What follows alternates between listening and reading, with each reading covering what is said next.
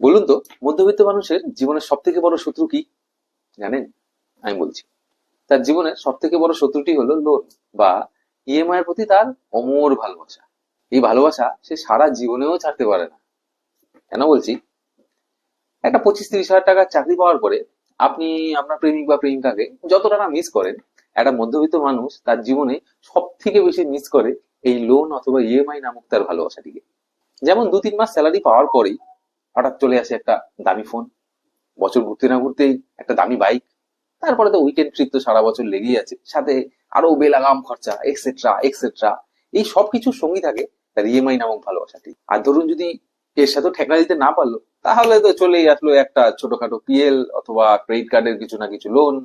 ব্যাস, তারপর থেকেই শুরু একটা মধ্যবিত্ত মানুষের জীবনের ডাউনফল।